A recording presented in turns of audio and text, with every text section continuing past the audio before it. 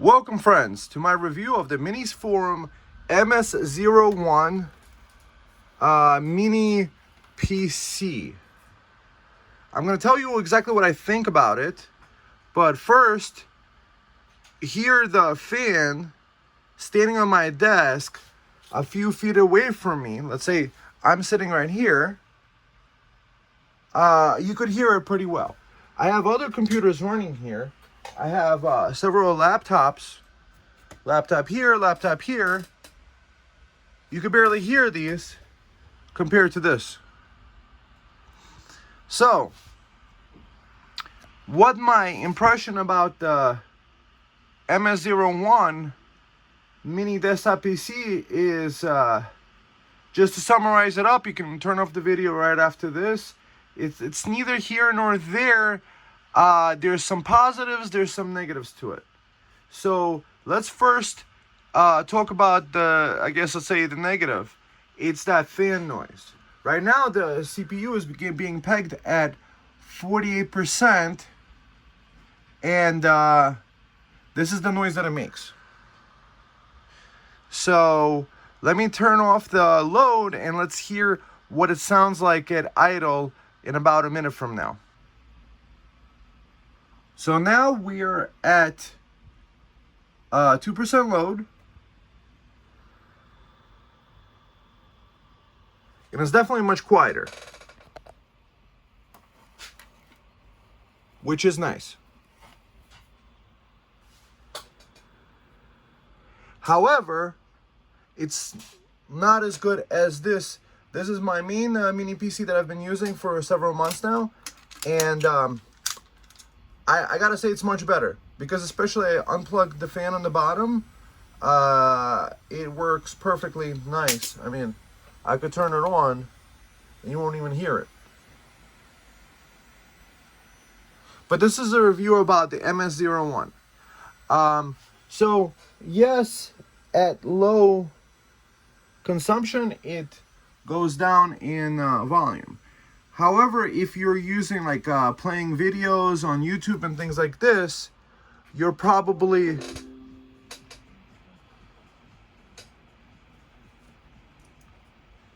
gonna hear this all the time. So I'm gonna pause this. So both computers are on and at idle.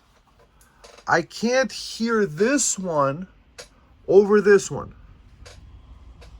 I'm trying to put my ear in it. So,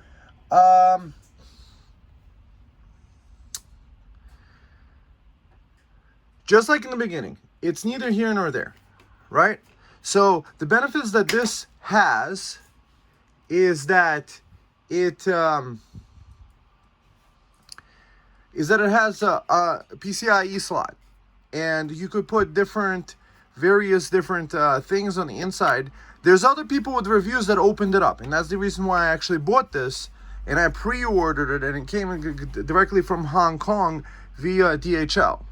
So somebody reviewed it and used the A310 card. So this is the biggest video card you could use with it. So technically speaking, this form factor, it's kind of useless, because if you would have made it a little bit bigger, you could have put a double slot, so single slot card. So if there's more than one, if it's thicker than this, it won't fit in there. So if you were able to put a double slot card and maybe have a 112-pin connector, you could put actually a decent graphics card in here. Other than the A310, the A4000, even the NVIDIA card, the A2000, that doesn't have 8-pin on the top. It's expensive. You can only buy it used on eBay, and all the versions they have is a dual slot version with the fan. So you have to buy like an aftermarket cooler, fix it and stuff like that. The integrated Iris graphics is nothing compared to the the Radeon 3 graphics that's in a 780M mobile processor in here. Okay, so yeah, this low humming noise. So originally I bought it as kind of like a PC that I could use in my bedroom. Let's say I wanted to like keep track of something online, be able to move the mouse over and over again, and but this actually disturbs sleep. So let's say if you put load intensive tasks on it, it would actually make too much noise for you to sleep. The solution that I found is that the mini computer that I have next to my bed is top 10. Nobody actually reviewed it yet, or maybe there's no reviews, or there's some very little reviews regarding it. An AMD based one without any fans. So probably that's the only solution that we have now.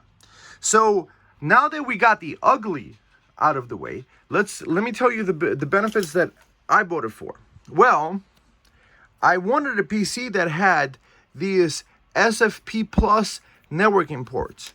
What I like about SFP Plus is that it doesn't heat up like the 10 gigabit version of the same port. So this is really awesome. What this one is lacking compared to this one has actually at least 2 ports. It has an HDMI display port and 2 USB 4 ports. Over here on this one, there's 2 Thunderbolt ports which you could use for your, let's say, monitor output, and 1 HDMI port. Over here you could feel the hot air blowing out. So I bought it for the 10 gigabit networking. I like the idea of having a home server. Also, I like that there's a vPro on it. So you don't need to install, for example, a VNC server on it. There's some sort of server architecture, which I haven't used yet, where you could remotely connect to it via IP address and work on the computer that way. So what this computer to me is one of these server appliances. Let's say like you had a NAS with spinning drives. You wouldn't put it on the table next to your working area because it would be like making too many clicks and hums because of all the spinning. So that's the way that I feel about this one. I originally had the video card in it, right? So I had the video card in it for a while, and I'm like, okay, why is it so noisy? Maybe it's the video card. I took out the video card, and then it wouldn't post with the HDMI cable for a long time, and I had to go inside where there's a battery, a CMOS battery, and a little cable that goes all the way in a corner that's covered up by like a metal on top. So unplugging it was pretty easy, but plugging it in, I probably spent a half an hour unplugging and replugging the battery to reset the CMOS. So there's no easy reset CMOS switch. That's where this one is kind of nice. I mean, it's like, what did they put the reset CMOS switch on the front? I would have rather had that switch here on the front than had to fiddle around with some sort of CMOS battery cable. And the CMOS battery is encompassed in some sort of plastic, so it's not easily replaceable.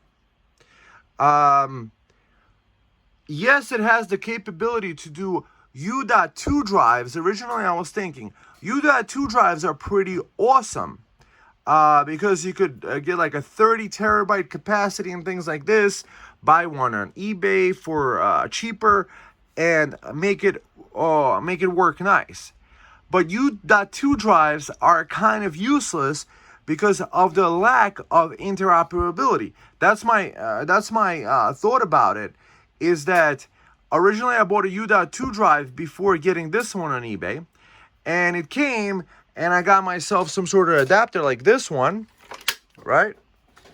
This has a U.2 or a SATA connector, and you connect the power to it, connect it through USB, and the U.2 drive wasn't being recognized. It's not the same as you would with a SATA drive. So the U.2 functionality is a bit useless. What I like about this PC is that it could take NVMe SSDs with actually coolers on them.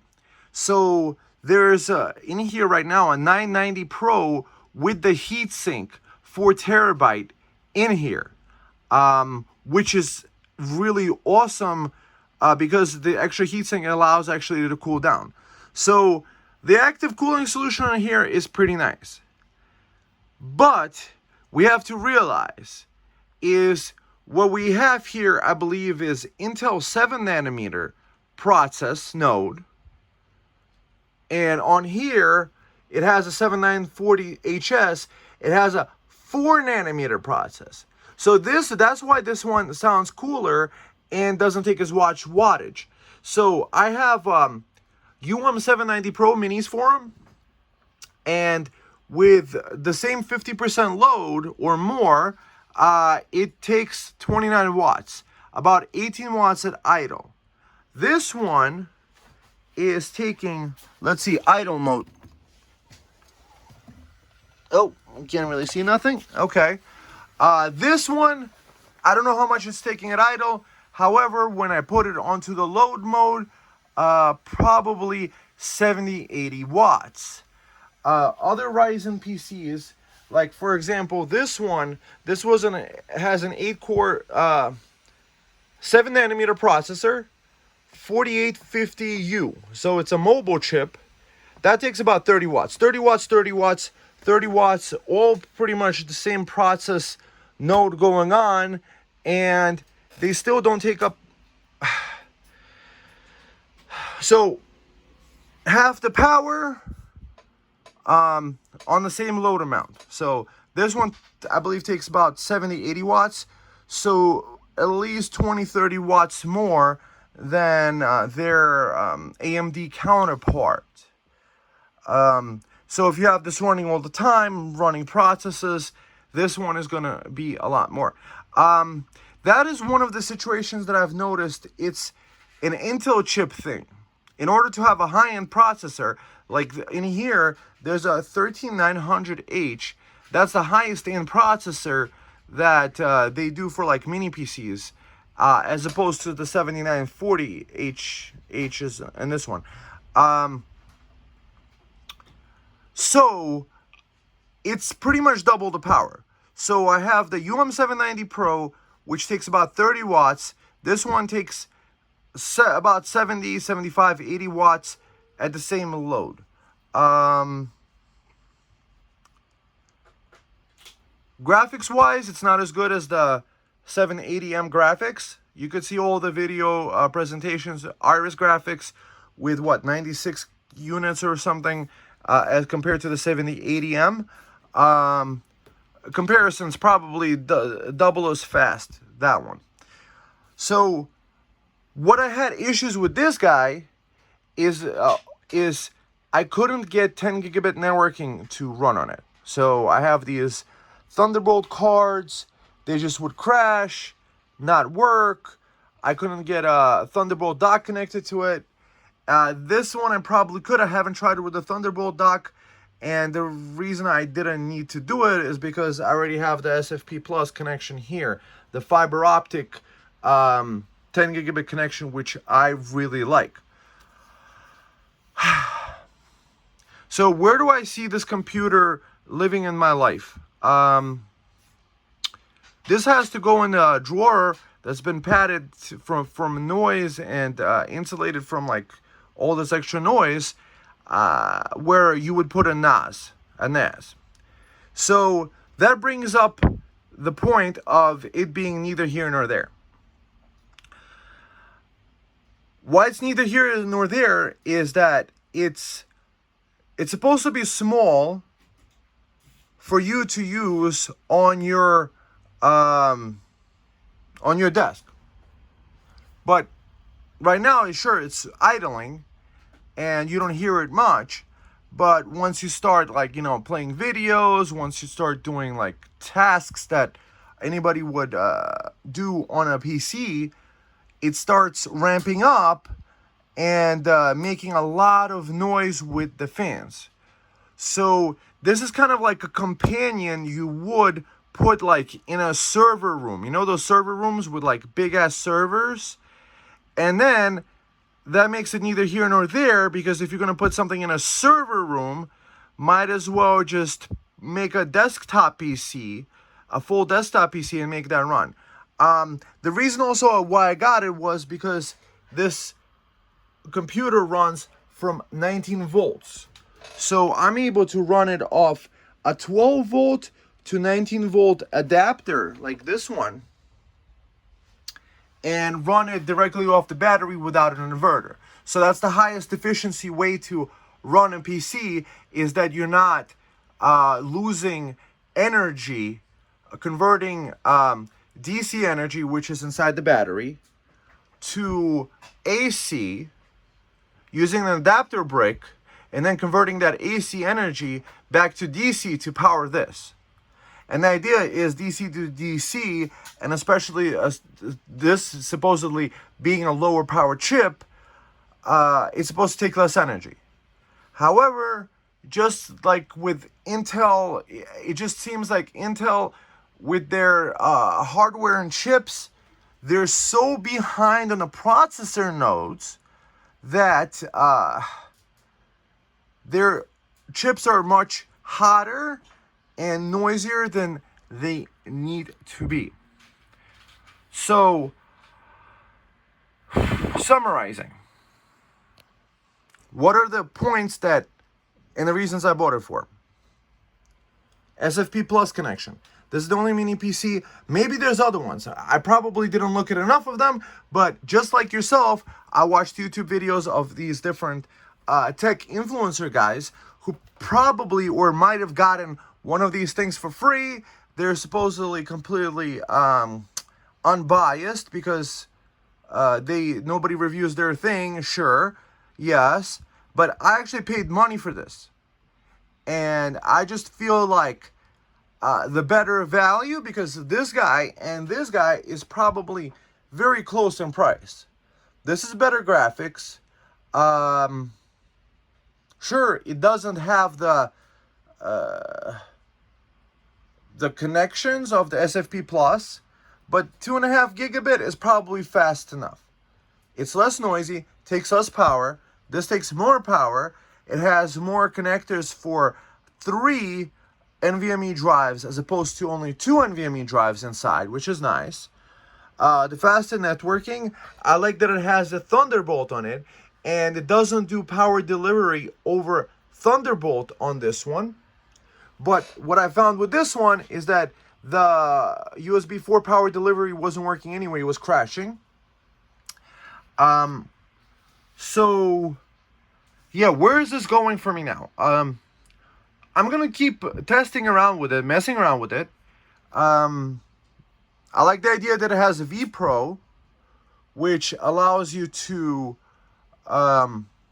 remotely connect over network and control the processor functions, restart it, things like this, without having a Pi KVM connected. Because let's say if you got a Pi KVM, which connects to like desktop computers. I don't know if you've checked it out. Long story short, it's a little Pi computer that connects to the HDMI port, and you could remote control it remotely over the internet. So that's what I like about it, is the vPro, the connection that you could connect to it and restart it and do other functions. However, because I'm remotely connecting to it and because it makes so much noise, this is going into a padded drawer with server components which spin and make noise, and it's going away from the desk. And this bad boy, the GTR Pro, the GTR7 Pro, is going to be the king staying on this desk. Also, what I like about it is that this one has 2 inputs, 2 outputs for monitors, HDMI and DisplayPort, plus 2 more via USB 4 ports, and this one has 1 HDMI and 2 USB 4 ports. So we're talking about maximum 3 monitors as opposed to maximum 4 monitors, or maybe a little more, because it depends. Because this is a USB monitor over here, and you could probably connect more. I do like that you could put it sideways. The active cooling is nice. What What's nicer about this one is that it has audio output jack on the back and on the front. This one has only audio jack on the front. So if you have your speakers connected, you're gonna have a wire sticking out on the front over here, which is kind of annoying. These are two USB 2 ports. So MINISFORUM. Oh, okay. Also another thing. So Windows 10 was easy to install. In order to install Windows 10, I just went inside and I turned off Secure Boot and TPM, Trusted Platform Module, or Trusted Computing Platform Module. Long story short, those things are designed for Windows 11, and Windows 10 was able to install fine on it. However, regarding drivers, MINISFORUM, I mean, you're already shipping these computers with Windows 11 pre-installed with like drivers. I mean, just take those same drivers, take the driver directory, put it like in a folder, and then let a person kind of like download it, because otherwise you need to use a software called Driver Easy, which is a paid software. There might be a free version. I haven't tested that out yet. I haven't had time. So MINISFORUM could do better if it had more drivers. Like I don't believe there's even any drivers for this guy. Maybe it's just because it came out, and that's what I feel like. You know, when we watch these YouTubers with the influencers, I was actually excited to get it. I pre-ordered it, waited for like 2 months, and just like previous experiences that people have pre-ordering things, do not pre-order things. Just get it on Amazon. Like, if I would have bought this on Amazon, I would have like returned it easier. However, when you order on the MINISFORUM website, I find it kind of hard or complicated, or it's just not as easy as on Amazon. On Amazon, you just press one button, you get a label, you ship it, you pack it up, and you ship it out. With the MINISFORUM, probably, I mean, there's kind of like nothing wrong with it. I can't really complain that it's noisy, other than on this YouTube video. But if you had to pick between getting an Intel platform or getting that platform, I would probably go with the 7940HS or the 7840HS with the graphics, because otherwise you would have to probably get one of these cards. This is like $100, but the A310 graphics is probably not better than the 780M. Correct me if I'm wrong. I could be completely wrong with that, but I got this because I just figure this could be used well for encoding and decoding of videos. Probably it could work well. However, that's not the cooling fan, and maybe I'll put it back in. But now that I got it working without the graphics card, and because it's too hard to reset the BIOS, what if I want to take this card out again? I'm not even going to put the card in there. I'm just going to, what I'm looking to work with this computer is test out the vPro, the connections, the remote connections, which is cool.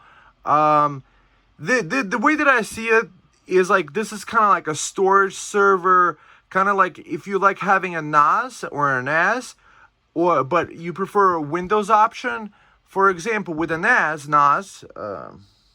wrapper, or non-wrapper, but like a NAS, a network attached storage. With network attached storages, you have to use their proprietary file systems. But with this guy, you could literally plug in a USB drive in the back, like one of these guys. This is kind of cool. It lights up different colors. So you could plug in your drive, format it regularly from Windows, and then access over a network over a 10 gigabit connection.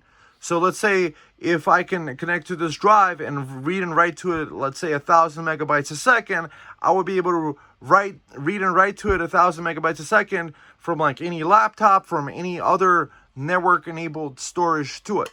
So I see this thing like connecting multiple USB drives to it for fast network connectivity. So this way, anything you back up, you could disconnect it and then plug it into any computer you have, and it's Windows formatted. I can't do that with a NAS. Maybe I could, but then I would take the drive out of the enclosure and then plug it in there. But with Windows, it's easy. You just right-click, share the folder, and then you're able to access it. So that's what I see this for. And if it's stored inside, or if it's in your closet, or if it's in your drawer, where it has enough ventilation, but it doesn't bother you while sleeping, then it's a great device. Because if you can't get 10 gigabit networking, so let's say if I connected the same drive to this guy, I wouldn't be able to do more than, let's say, 200 megabytes a second or 250 megabytes a second. While on this guy, I could probably do the full, 500 megabytes, maybe up to 1,000 megabytes a second via this one. So you could connect multiple USB drives, and then let's say you wanted to restart it, you could just connect to the vPro software. You could get the open source version, which is on their MS-01 listing. It showed how like you could connect to the vPro, which I haven't tested it out yet. So you could manage it and maintain it, and then you don't have to get Rio VNC, which is like a paid kind of software, and you don't have to pay for all this extra software paid stuff. So that's the benefit of it. 10 gigabit networking, so as kind of like a way to share USB devices very easily, very quickly. So this is my conclusion. If you're looking for a PC that's going to stand on your desk and be right next to you, where you could easily plug stuff in and out and enjoy it kind of like you would with this one, this is probably not the device for you. Because it's going to just probably make too much noise. But maybe it's just me. People are used to fan noise. I have a window fan, so I have like a fan running all the time. But I could always turn it off and it doesn't make the noise anymore. But like with the PC, sometimes you have like, I don't know, like download going or something like this. You want to keep it on, but you don't want to hear that noise. So if you have it on your desk, I probably wouldn't want to do it. But if you want to like do like streaming and stuff like this, just build a desktop PC. And there's a fanless Noctua fan you could plug in there, and you don't have to hear all that on idle at least. You don't have to hear all the fans. You would just only see hear the fans from the graphics card. But then you could also put a better graphics card on it. So where is there room for improvement on this guy? So literally make this a little bit thicker like this. Maybe like probably thicker like this to put a double slot card in here. Put maybe a slightly heavier brick power supply and give you a single 8-pin connector for a graphics card. So imagine this guy. If you could connect a slim fitting like low profile 4060 in here. An RTX 4060, then that would make this PC viable. But because it doesn't have a pin connector, you can only run off the 75 watts that goes to the PCIe bus. You can't use a decent graphics card, like a lower mode one, like a 4060, maybe 4070. So make it a little thicker, make bigger heat sinks, and optimize the fan curve, or make the BIOS possible where you could lower it. I've tried lowering the fan curves. I did like where it goes up to like 80 degrees or something before the fan ramps up, like a curve like this instead of like a linear one with the heat. And what happened with this computer is that it was just running way too slow. Like the fans were, because perhaps maybe it was thermal throttling. So overall, this is cool, like network gear, network connected computer. There's plus and minuses to it. The pluses, 10 gigabit networking, that's awesome. There is the plus of you being able to plug in one of these A310 cards and maybe use it as like an encoding server for Plex or something like this, or MB, or what is the other one? Or Jellyfin. So encoding, decoding, you could like plug multiple monitors into one of these. So yes, it's possible to have like multiple monitors set up with this guy. It's the newest Intel processor. I like that it has Thunderbolt ports in the back. I like that there's a lot of USB ports. I like that there's 3 NVMe drives that you could connect into it. I like that it has active cooling. But just put it in a desk that's like far away from you, and like fiber optic, kind of like Linus did. He did a fiber optic connection, and all his computer gear is in his basement, and all he has is like a DisplayPort wire and a USB port wire running upstairs, connecting his monitor and his peripherals, leaving all the noise and the heat downstairs. It's for a person like me that likes computers and likes playing around with them. I would say yes, it's a decent computer. Yes, it could be used. I told you the use cases, remote network connection, stuff like this that are just not available on other platforms. Yes, it could be fully optimized, but you know, there's no perfect computer either. So just not something that you put next to your ear on the desk. That's all I'm saying. Otherwise, the guys reviewing it, perhaps maybe in the future when the guys are reviewing their the mini PCs that they get from like the companies for free or for review and loan and stuff like this, is perhaps maybe put like a DBA test. Let's say at 50% load, what kind of noises it make, like I did in the beginning, because I think that's an important thing. Because if the noise is too high and you can't put it on a desk, then it becomes something you have to kind of like put an enclosure around.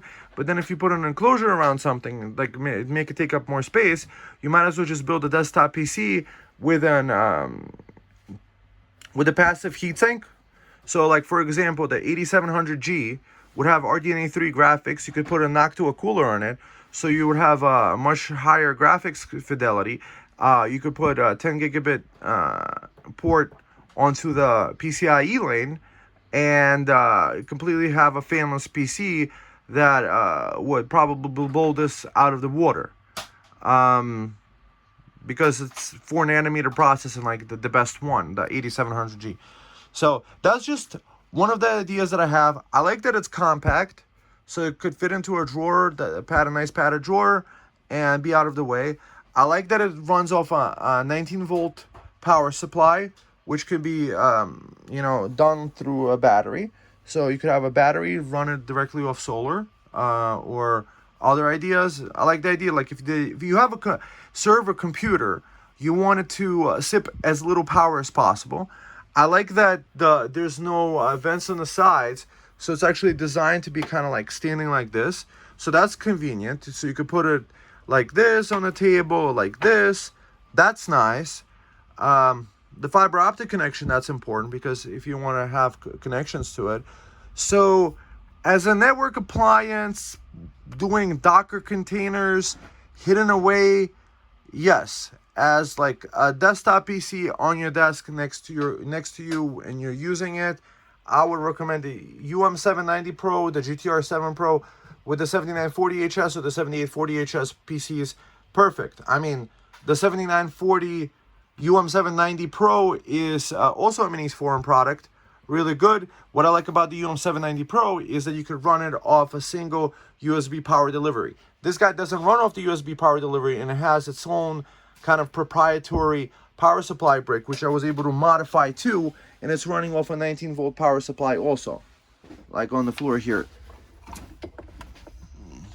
Oh, is that even on? Yeah. Anyways, that's running off 19 volts. This is running off 19 volts. Those little power supply adapter things are what, like $20, $25 on Amazon. So I'll link you if you want to check it out. This is a 5525 connector. This is a 5521 with a 10 amp fuse.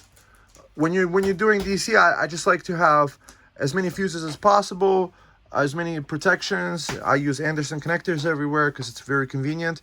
So that's my review of the MINISFORUM, having played around with it for a week or two, doing various different things and figuring out what I'm going to do with it in my ecosystem, and where it fits. So I would give it probably, if there was like a arbitrary scale of 1 to 10 or 0 to 10, I would give it like 6. And I would give this guy an 8, UM790 Pro a 9. Because both of these could do better with their Thunderbolt implementations, but I haven't tested out the Thunderbolt on this. Maybe it's crap also on this. I don't know. I just know that Intel chips run hotter. They don't have as good as graphics cards on them, and yeah. So overall, 6 or 7. Take it for what it is.